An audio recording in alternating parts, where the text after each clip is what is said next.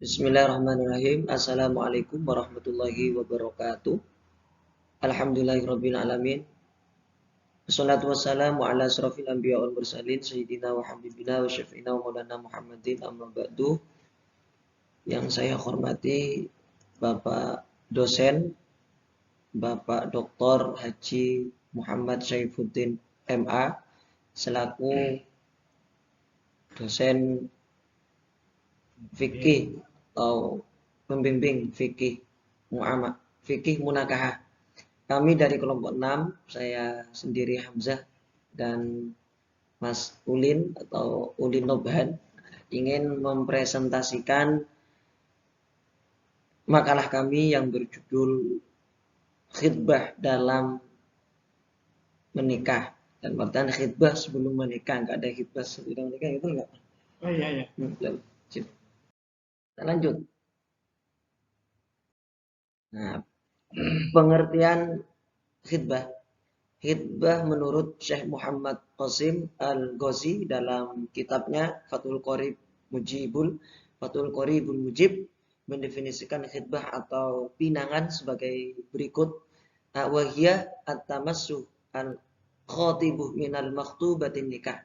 Artinya, khidbah dalam kurung meminang adalah permintaan seorang laki-laki yang meminang kepada seorang perempuan yang dipinang untuk menikah. Jadi penjelasan dari khidbah.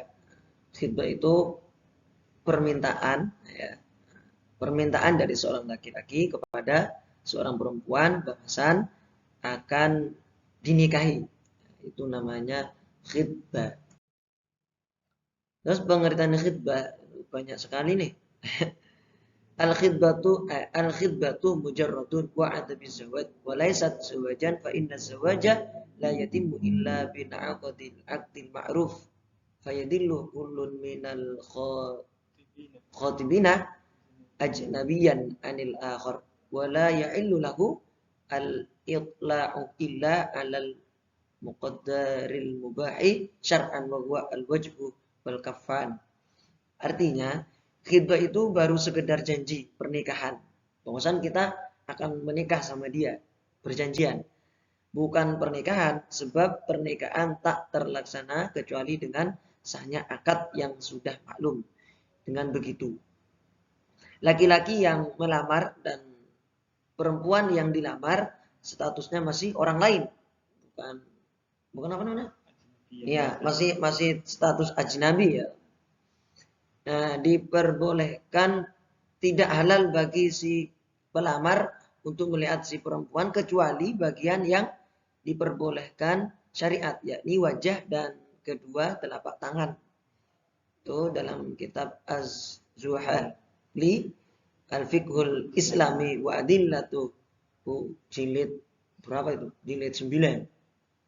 9 itu halaman 6493. Berdasarkan keterangan Imam Al-Mawardi dalam kitab Al-Hawi Al-Kabir, Bibirut Al-Qutub Al-Ilmiyah, khidbah sunnah untuk dilakukan. Betul. Khidbah sunnah untuk dilakukan oleh kedua calon pasangan. Itu nih. Qala Al-Mawardi i'lam anna khutbatan nikahi qabla al-khidbati sunnatun mustahabbatun. Artinya Imam Al-Mawardi berkata, ketahuilah bahwa khutbah nikah sebelum lamaran itu hukumnya sunnah. Hukum khidbah itu dalam surat Al-Baqarah ayat 235. Dan tidak ada dosa bagi kaum meminang wanita-wanita itu dengan sindiran atau kamu menyembunyikan keinginan mengawini mereka dalam hatimu. Allah mengetahui bahwa kamu akan menyebut-nyebut mereka dalam pada itu janganlah kamu mengadakan janji kawin dengan mereka secara rahasia, kecuali sekedar mengucapkan kepada mereka perkataan yang ma'ruf. Dan janganlah kamu berazam atau bertetap hati untuk berakad nikah sebelum habis indahnya, dan ketahuilah bahwasannya Allah mengetahui apa yang ada dalam hatimu, maka takutlah kepadanya dan ketahuilah bahwa Allah Maha Pengampun lagi Maha Penyantun. Itu dalam surat Al-Baqarah ayat 235. Rasulullah Shallallahu Alaihi Wasallam bersabda, nah Rasulullah Shallallahu Alaihi Wasallam ayyabi'a ba'dukum ala bai'in ba'din wa la yakhtuba ar-rajulu ala khidbati akhihi hatta yatsrukal khatibu qablahu aw ya'dana lahu al-khatib. Nabi sallallahu alaihi wasallam bersabda,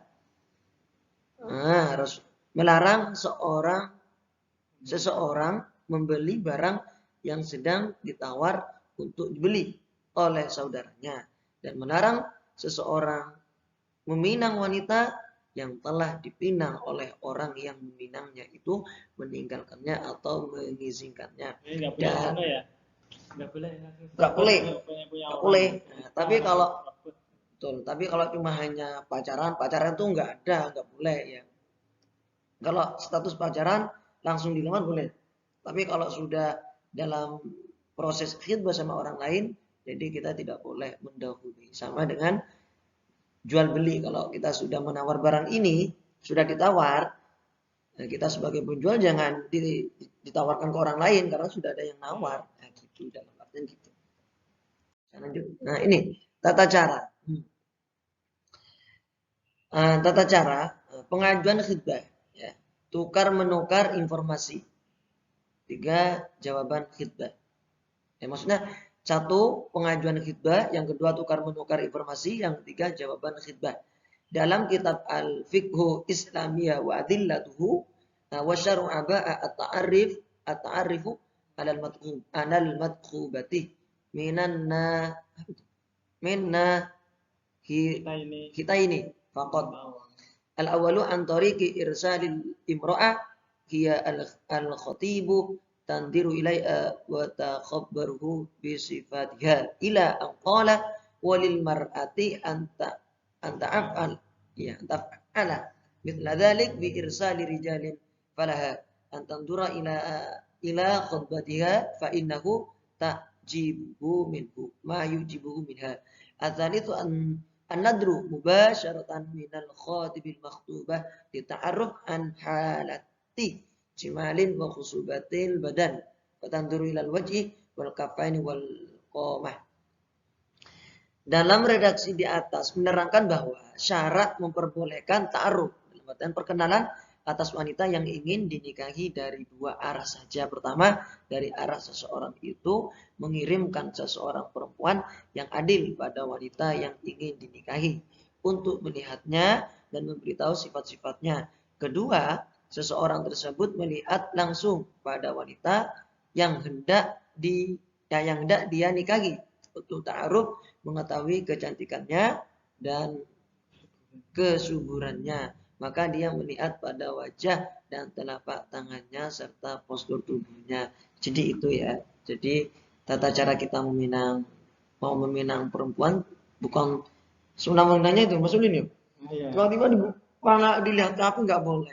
Boleh hanya wajah atau telapak tangan, atau kita mengutus teman kita yang jujur yang dipercaya kita untuk menanya-nanya nasabnya dan segalanya.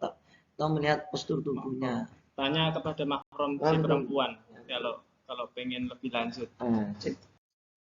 Ini lagi berdasarkan catatan Imam An-Nawawi dalam kitab Al-Adhkar, bisa dibuka dalam kitab Al-Adhkar, yusta'abu ayyabda al-khatibu bil hamdulillah wa thana alaihi wassalatu ala rasulillah sallallahu alaihi wasallam yaqul asyhadu an la ilaha illallah wahdahu la syarikalah wa asyhadu anna muhammadan abduhu rasuluh ji'tukum ragiban fi fatatikum fulanah. Artinya disunahkan seseorang yang melamar baik diri sendiri atau wakiilnya membaca syahadat seperti itu, asyhadu an la ilaha illallah, asyhadu an la ilaha illallah wahdahu la syarikalah, anna muhammadan abduhu wa rasuluh. Kami datang kepada keluarga Bapak untuk melamar putri Bapak. Jadi yang belum menghibah perempuan ini bisa diamalkan. Terus itu kita ketika mau menghibah bisa dibacakan itu, insyaallah apa yang kita inginkan. Majhul ini masih ya? Majhul. Nah ini Cara menyampaikan khitbah dan syarat khitbah. Ada dua cara untuk menyampaikan khitbah, yaitu menggunakan kata-kata ucapan yang kurang jelas dan tidak terus terang. Terus menggunakan kata yang jelas dengan cara menyampaikan maksud tujuan secara langsung. Nah, terus syarat untuk wanita yang boleh untuk dikhitbah. Pertama, bisa dilakukan hanya pada wanita yang masih perawan atau janda yang sudah habis masa iddahnya. Boleh istri ulang ya. Istri ulang jangan tuh ya. Oh, bahaya ya. Bahaya kalau mati berdarah nanti. Terus wanita sedang tidak dalam masa iddah. Sudah tahu ya masa iddah itu sudah tahu. Terus wanita bukanlah mahram dari laki-laki lain. Terus pihak wanita sedang tidak dilamar oleh orang lain. Paham ya? Sudah jelas. Terus Syekh Abu Bakar Al-Hisni dalam kitabnya Kifayatul Akhyar menuturkan, bisa dibuka, langsung artinya aja karena kebanyakan nanti.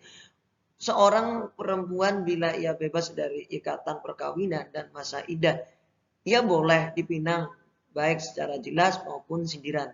Bila ia masih berstatus sebagai istri seseorang, maka haram ia dipinang baik secara jelas ataupun sindiran. Sedangkan bila ia dalam masa iddah, maka haram ia dipinang secara jelas ataupun dipinang secara sindiran. Bila ia dalam masa iddah karena telah roj'i, maka haram meminangnya secara sindiran karena ia masih status sebagai seorang istri. Sedangkan bila ia bisa enggak itu? Ya, udahlah. Bila ia dalam masa iddah. Masalah iddah karena ditinggal mati atau yang semakna dengannya seperti tolak bain, maka tidak haram meminangnya dengan sindiran. Oke. Jadi gitu teman-teman ya. Dalil sebagai penjelas yang slide yang sebelumnya ini. Oke. Pembatasan khitbah. Pembatalan khitbah. Ya, betul. Jika pernikahan bisa diakhiri dengan perceraian, maka khitbah yang sudah resmi disepakati bisa juga dibatalkan dengan alasan tertentu. Misalnya, apabila terdapat ketidaksesuaian informasi dengan fakta yang ada, maka baik calon suami atau calon istri berhak untuk membatalkan khitbah. Makanya sebelum kita mengkhitbah itu diperjelas dulu Mas Udin ya. Pokoknya harus minta, harus jujur dan harus jelas dan detail. Dan ketika kita mau menikah dalam masa khitbah, kita bisa juga untuk memperjelas lagi Mas Udin ya. Karena takut ada apa-apa sehingga nanti setelah menikah malah terjadi perceraian. Contohnya kalau Habib, dari Habib ya ngaku Habib. Kalau enggak kuliah ya jangan ngaku Habib. Nah itu nanti bisa jadi fasad kalau sudah nikah. Betul. Nah, dan lanjut ya. Dan pembatalan itu juga bisa terjadi apabila ada salah satu dari syarat yang telah disepakati sebelumnya tidak bisa dilaksanakan. Misalnya wali mengajukan syarat masa berlaku khitbah selama 2 bulan. Apabila dalam jangka waktu itu calon suami tidak segera menikahi perempuan yang dikhitbahnya, otomatis khitbahnya tidak berlaku. Wah, ini jangan suka-suka janji ya teman-teman ya, baik yang laki-laki perempuan, jangan berjanji. Terus adab setelah itu. Lanjut Mas. Adab setelah khitbah yaitu tidak boleh berhalwat duaan saling memandang ya, seperti halnya orang lain aja lah, masih belum sah ya, aturannya masih sama seperti belum menjadi apa-apanya, aturannya masih sama, ajnabiyah, orang lain, statusnya masih orang lain. Kalau berboncengan ya nggak boleh, gandeng tangan nggak boleh, bagian wajah ya cuman bagian wajah, kedua telapak tangan gitu. Kalau mau lebih lanjut ya memang harus meminta bantuan kepada siapa itu, keluarganya atau siapa teman-temannya. Orang ini gimana gitu. Tanya lebih lanjut bisa lewat orang lain. Jangan meneliti sendiri, diobrak abrik sendiri. Itu ya nggak beres itu. Lanjut. Ya lanjut. Hikmah, nah ini Ada hikmah-hikmah memberi peluang untuk mengenal lebih jauh antara kedua belah pihak. Nah, ini penting. Asalkan ini jujur ya, harus jujur. Kuncinya ini harus jujur semuanya. Kalau memang punya penyakit ini ya di penyakit panuan misalnya, ya bilang aja misalnya gitu. Kalau kakinya palsu ya biasa aja dijelaskan lebih jujur. Hikmah dari melihat wajah perempuan yang dihibah, itu ada hikmahnya juga.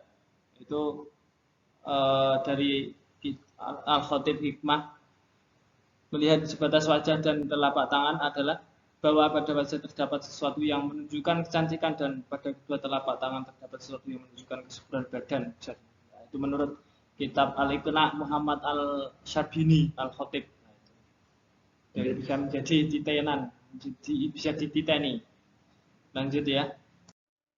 Oke, untuk selanjutnya tuh doa khitbah. Nah, di sini ada doa sebelum kita berkhitbah, sebelum masuk rumahnya ya. Ini ada tata caranya. Berikutnya adalah doa yang sepatutnya diucapkan oleh seorang yang akan melaksanakan servis khutbah. Nah, dengan doa ini diharapkan mendapatkan pasangan yang baik menurut penglihatan Allah. Terus, dan sebaiknya doa ini dilafalkan oleh kita di dalam malam sebelum kita sudah terlebih dahulu melaksanakan sholat hajat atau sholat istikharah atau sholat tahajud juga bisa. Seperti itu ya. Cukup sekian kami dari kelompok 3. Mohon pamit. Semoga presentasi kali ini mendapatkan manfaat. Bila taufiq wal hidayah. Wassalamualaikum warahmatullahi wabarakatuh.